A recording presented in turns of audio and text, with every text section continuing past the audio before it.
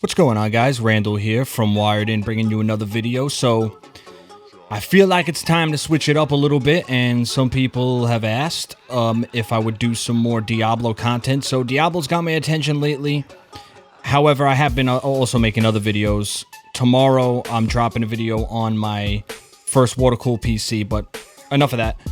What I want to talk about is my favorite class in Diablo 3, the Demon Hunter, and I want to talk about the build I'm rocking with, and that's the Marauder full set with the Ancient Manticore, and I'm going to get into that with you in a second. I also want to talk about the benefits of this build, because this seems to be the top build for doing high GRifts. I am going through Greater Rift 60 with no problem, mowing through it, so I'm going to start pushing soon. As soon as I get those gems up there and I can add some dexterity with those high-level legendary gems, you know how you add them using the cube, but I think the cube was a great addition in 2.4. I think having constant vengeance now, just everything they added, it adds a new element, adds a lot of combinations, but of course you're always going to run into a cookie cutter. There's always going to be a build that leads to pack. However, if multi-shot doesn't catch up or supersede Manticore with the Marauders, it's damn near close, because that's an awesome build as well, going with the Unholy. But with this one, I'm just going to talk about the Marauders. I will make another video about the Unholy. So first, let's start with the abilities and why you're using them. Okay, so you want your Evasive Fire focus so you can generate your hatred. That's why you're using the focus rune there, so that's pretty much a given. Evasive Fire has been one of the favorite primaries for Demon Hunter for a couple of patches now, a couple of seasons. And yes, I am in the season with this character. Cluster Arrow Shooting Stars. Now, the Marauder build is going to be focused around physical. Okay, so you want to get it on your one item that you're getting elemental damage, or if you're lucky enough to get it on your amulet instead of dex, you want to go Cluster Arrow Physical. You want to stack your physical elements. You want your Polar Station Sentry. Now, this is going to proc. The reason you want your Polar Station is because you're going to slow the mobs down. You're going to proc your gems more. You're going to proc your passives more. Call of the Week. You want your Smoke Screen. I like to use Displacement. Some people like to use Special Recipe because it reduces the discipline cost. I haven't pushed for rank yet, so I don't know. Special Recipe might be better. You can use a couple other. You could use Vault if you'd like. However, I like Displacement. Gets me out of danger. Kind of like when I used the Nats build back 2 seasons ago. Now, you want to definitely take Vengeance. You need Vengeance. And you're going to take Seath. However, we are going to get Dark Heart through the cube. And I'll explain that in a sec when I get to the gear and cube. You want to rock with your Wolf Companion.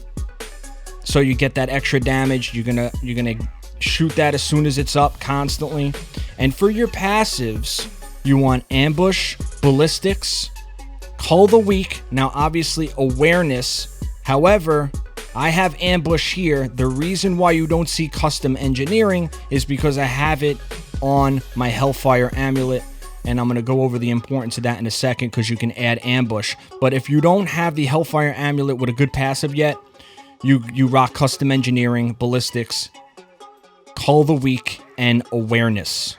All right, because that's you need Awareness. It's going to keep you alive. The reason I had Steady Aim on, because if you're farming, like me, you're doing speed runs or whatever, I like Steady Aim over Archery. Archery, to me, really gives you the biggest bonus when you have dual wield, because the hand crossbow ×2 is 10% crit chance. So I like Steady Aim. I like to keep my distance. And with your legendary gems, you're going to want to keep your distance as well anyway, depending on the ones you're using. So those are the abilities. And of course, at the end of this, I'm going to be running through maybe a GRift 60 or 65 just to show you guys how it's just, come on, I'm critting between 20 and 30 billion ×5 sentries. It's great. It's super explosive. Now, you're going to see here the 3 sentries. It says you can land 3, but because of the quiver, which we're going to get into the gear in a second, you can drop 5 sentries. And with the new changes to the Marauder, now this is the Marauder last season or last patch, they added, instead of the sentries randomly shooting your primary skills, they actually launch your primary skills when you do. So the idea here is to constantly land your cluster arrows and keeping vengeance up constantly, because if you organize your gear to have CD reduction where you can, you're going to have vengeance up 100% of the time, and I'm going to show you how. So obviously this is going to center around the Manticore. Now, if it wasn't for me going for reduced cooldown on this Manticore, I would have to wait a second between vengeances. So I went with the CD reduction, plus if I get it on something else, add the percentages up for where I have 7% and I get that 8% somewhere else through a collection of my gear, I can always change that to attack speed and then get over 3,000, 30, 50 on the Manticore. I have also a calculator I'm going to include in the description where you can calculate what reroll will adjust your weapon damage the most. For example, will attack speed give you more? Will reroll in your main damage give you more? Will getting an extra 2% on damage, such as this Manticore, give you more weapon damage? I'm going to include that for you. But look at the changes to Manticore. Increases cluster arrow damage by 65%. Now that goes up to 80%. This is the only ancient I found. Hopefully I'll find one with a better one. But also, the legendary affix on it is reduces the hatred cost of cluster arrow by 50%. That is beautiful. No longer are we hatred starved. With constant vengeance up and this Manticore, you are dropping these cluster arrows like mad. It's beautiful. Now, obviously, you want to go with your bombardiers, rucksack, whatever. You want to go with this quiver, obviously, because it adds 2 more sentries. You want to keep your attack speed, your crit chance, but you want to get reduced cooldown on that as well. I'm lucky enough to get 93% on sentry damage as that extra attribute bonus there. You could go between 75 and 100, but obviously the higher on that, the better. The belt, you want to go with Zoe's Secret because of the 8% less damage for every companion you have. That is more of a defensive belt. You want to play a little defensive on the high GRifts. You could swap that out when you're farming just to get some more damage. However, even with it on, you're going to be doing so much damage that farming, you don't even need to swap it off. You're going to be one-shotting, Rift Guardians and Rift, elites and everything. So you don't really need... I have the trifecta of the gloves. You don't need the trifecta with this build. You don't. It's better to take the vitality, especially with ancient gloves. So you go with your crit chance, your crit damage, and grab that vitality so you can get upwards of around this toughness. You definitely want to get your toughness in higher GRifts. But where you want to get sentry damage, you also want to get sentry damage. So if you notice on my Marauder chest piece, unfortunately, I didn't get one with Vite. Lucky enough, this has life. And it is ancient, so I get a little extra dex out of it. But I have the sentry damage on the chest as well, as you see. And I have my Hellfire Amulet. Got lucky with this one. It has the custom engineering passive, which I like more, because when I am farming, since I'm waiting for my ancient bow to do multi-shot for farming, when I am farming with this build, I could swap out where I would have awareness for another damage passive. So whereas if I had awareness on my Hellfire Amulet, I'm always stuck with a defensive passive. So I like that I got custom engineering on that. However, I probably will need to make another one if I want to go multi-shot. The helmet, your regular stuff, crit chance. Your shoulders, you want to have sentry damage and reduces cooldown. Don't worry about the resource cost reduction. Get your vitality on there. I haven't found a pair of shoulders yet that has the vitality dex, sentry damage, and cooldown reduction. But there's that. And here's the beauty also, is these new wraps of clarity. Look at that affix. Your hatred generators reduce your damage taken by 32% up to 35% for 5 seconds. I found them on Ancient. You want to get your element damage on there, the physical, crit hit chance at 6%. But these are beautiful because, obviously when you proc your you need to proc your focus and restraint, right? So you're shooting like this, you're dropping your sentries, whatever, you proc that, and then you go to your cluster arrows.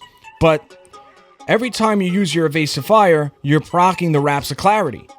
So what you want to do is you want to constantly keep that up. So that's a good guideline for you. Besides giving you great defense, that's a good guideline for you to hit that evasive fire. So you make sure you keep that up. And then also, in retrospect, it'll keep up your focus. It'll keep up your restraint. You'll keep up both your rings there. And obviously, you want to go with focus and restraint. Still so OP. But on the focus, see now, if you're lucky enough to get a focus or restraint where you can get CD reduction, critical hit chance and critical hit damage on the ring, that makes up for the bow, and then you could go ahead and get your damage on the bow. So that's what you want to try to get on one of those rings. That's a good place to make up the CD reduction. I just have the trifecta on mine. Good enough, still working on re-rolling these. Now, the gems you see I'm using is Bane of the Powerful, Bane of the Trapped, and Stone of Vengeance. However, the Taeguk, I don't know how to say it, make fun of me all you want. The Taeguk, whatever, is what a lot of people are also using that are running top GRifts. I find it a little annoying to keep the stacks up, so I like something a little more static, a little more stagnant, you know, so I go with Bane of the Powerful. However, you could switch it up for that. I'm probably, once I start pushing and I'm constantly running into mobs and they're not just dying so quickly, I'm probably going to run with this gem. But if you're not running high GRifts, like in the 70 range, just throw in Bane of the Powerful, get your buffs on the elite packs. Now, over in the cube is a very important place as well, because what you're going to need is Dawn, right off the bat. Reduces the cooldown of Vengeance by 65%. Huge. That is going to allow you to have constant Vengeance if you get your CD reduction in the 2 or 3 items that you can. You're going to want to rock the Visage of Guns, I don't know, Gunes.